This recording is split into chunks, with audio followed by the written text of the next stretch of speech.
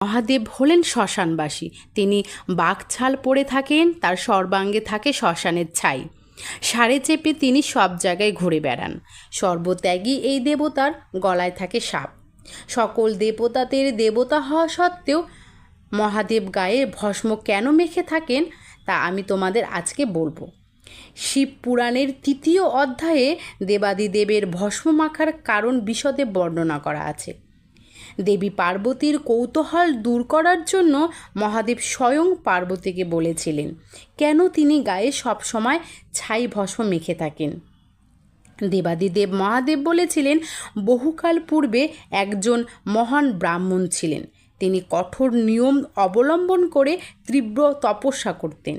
তার তপস্যা এমনই কঠোর ছিল যে তিনি গ্রীষ্মকালে চারিদিকে অগ্নি প্রজ্বলিত করতেন আর মাথার উপরে সূর্যের উত্তাপ সহ্য করতেন। শীতকালে জলের